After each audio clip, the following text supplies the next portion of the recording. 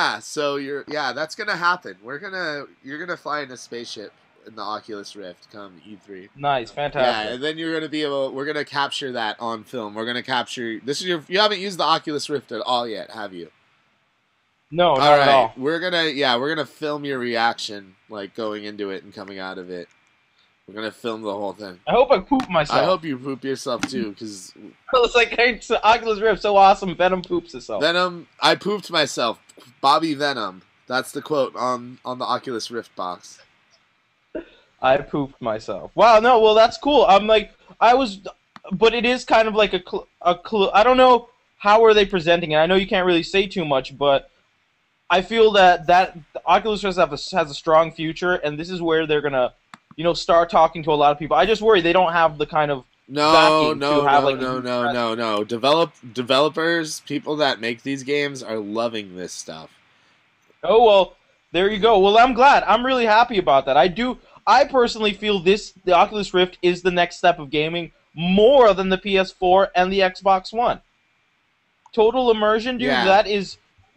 I really believe in that product. I haven't even used it. Yeah, I think that's what I'm hoping that we're going to see more of that in the future at the show next week, and just in general.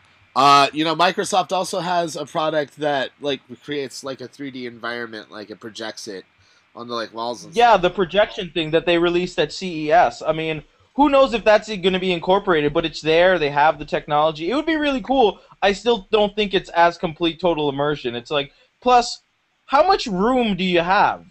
Blake, take you for instance. If you had that and you had that projection thing, you'd have to shift your entire room around to actually get the full value of that. When you could just put a headset on and, be like, oh, Bayonetta. Yeah. I'm Bayonetta. I don't know about that. I'm Bayonetta. Look at my booty. Look at my booty. I am really Bayonetta. You could have the first person. You could have the perspective of finally being Bayonetta. That is totally not what I want. You don't lie here. I look into your eyes and I know the truth. You really want to be Bayonetta. I really want to do first person. If it was first person Bayonetta and I got to be a sexy lady like I've always wanted to be, yeah. Yeah, but I feel like you were going more for like the, perverted sexual thing. It's not sexual. It's just that's where your mind it's just who I am. All right, Bobby. Okay. Just accept me. So we accept you, Blake. Thanks. Sebastian. We've mentioned Xbox, Microsoft, and Sony. What about Nintendo? What about Nintendo? Well, I guess I'll predict some stuff. Nintendo, really interesting. Their E3 presence. They're going to be doing a 7 a.m. Nintendo Direct. They're going to be opening up the floor early for press to go in there and see Nintendo games and products. And they're also, at the same time, during E3 week, they're going to have 4 currently unreleased games playable at Best Buys across America. Oh, so. And I really think that's a very cutting-edge marketing approach because you can get people in. It's my feeling that E3, though it generates a lot of interest, does it really target the consumers that much until it actually trickles down. And I feel Nintendo with this, they're actually targeting the consumer by making something exclusive, but then you can go play it at the same time. It's unreleased and you can go play it. I personally think those games it'll be Pikmin 3, it'll be let's see, Wind Waker HD, and some sort of Luigi game. Sorry, some sort of Wario game. It'll be like the Wario game and thing. And what's the other thing? Wonderful 101. Wonderful 101 is definitely going to be playable at E3. I wouldn't. I heard it was playable at PAX. Might have been. So it's playable around. It's just, maybe I could actually stand there for 4 hours and beat it. Because it's supposed to be a 4-hour game. If I just stand around playing Wonderful 101, spend my time at E3 for 4 hours, it'll be worth it because I'll beat it and save myself like $50. That sounds, logical.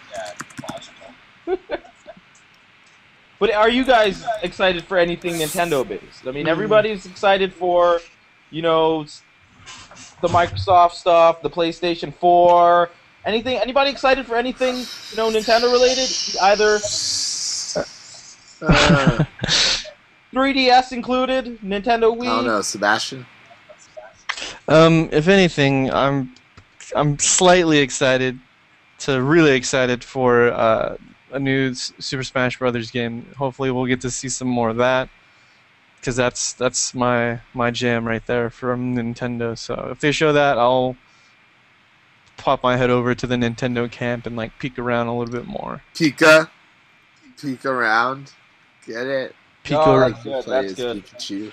That's Pika. There you go. So yeah, we might be seeing some of those games too. Maybe a new Pokemon and stuff. I just think that Nintendo actually will walk away from the E3 saying Nintendo didn't do a bad job. I don't think they're gonna blow anybody away, but I think they'll be like, oh, hey, Nintendo had some cool stuff out there. I didn't really expect that. It's like, here's the thing about Nintendo. For the past 2 E3s, they've done something that you walked away, I didn't see that really coming. Like the one year with the 3DS. I'm like, well, that's pretty interesting. And last year with the Wii U, it was like, I don't know how I feel about it, but I'm walking away with, I didn't see that coming. And I felt Nintendo has done a good job 2 years in a row doing something to surprise people. And I feel they will at least get some sort of surprise this year. And I feel that's Nintendo's way of doing things. They're going to catch some people off guard. They're not going to blow anyone away. This is the Xbox One and the PS4 show. Without a doubt, I'm predicting that. It's going to be the Xbox One PS4 show. People arguing about which is better, if they like this feature or they want hands-on. But Nintendo's going to surprise some people with some core gameplay and stuff. They'll be like, oh, that was kind of fun. I kind of feel like Nintendo has gone crazy manic a little bit. They're crashing a little bit, but they're still making solid games as far as Mario and Zelda and stuff like that is concerned, as far as first party goes. But they're like, okay, we're gonna get everybody up at 7 a.m. and they're like, do a big announcement at 7 in the morning, and then everybody's gonna play our games everywhere, and it's gonna be awesome. But it's it'll probably work. The whole being in a Walmart, or it's Best Buy, right? Yeah, not Best Walmart. Buy. That's going to play a big factor for them. The fact that people are going to be able to get their hands on their games right away, months before they come out.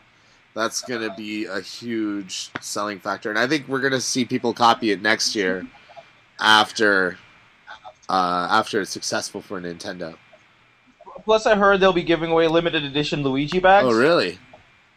Yeah, Oh, so at those Best Buy stores. So I think people that go there, it's for 2 days, and it's only hours each day. So it is a very short time span that people have. It's not like you can just go to Best Buy and play this stuff. It's 4 hours for 2 days at 4 hours each. And if you go there, you end up getting a limited edition Luigi bag. So I think it's good for the consumer to go out there and get some really interesting stuff. Nice.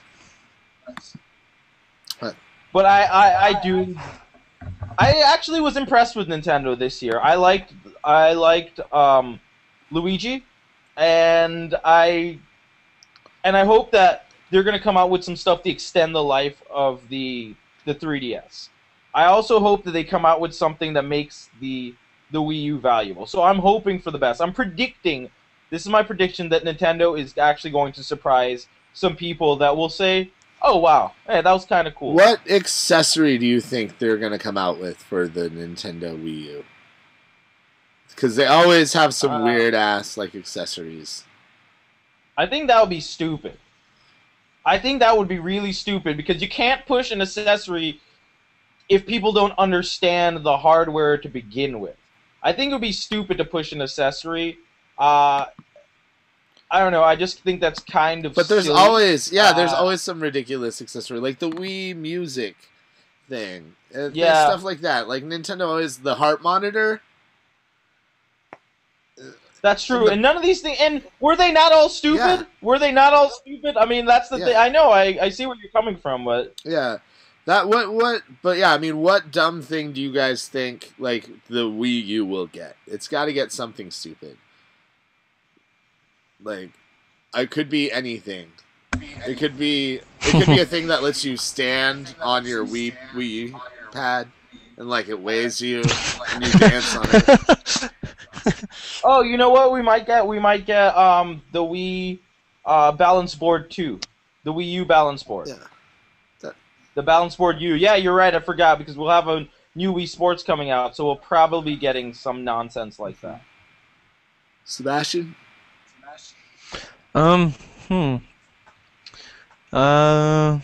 Maybe like a weird headband thing or something like that. Oh, like to read your brainwaves? Yeah, like it would do that, and like you could, it'd be like Rob all over again. Well, not Rob. It'd be, what was it? Like you remember like it was like a toy a couple years ago. It was like a Jedi mind thing, and like you like concentrate Yeah, and like you put the ball. bring the little ball up. Yeah. It'd be like that, but with like games and like mini games and stuff like that. Nice. I think that's stupid. What Nintendo needs to focus on support for their games. So spend all the fucking dev time. Sorry for cursing on here. I'm very. There's a lot of venom in me for this console.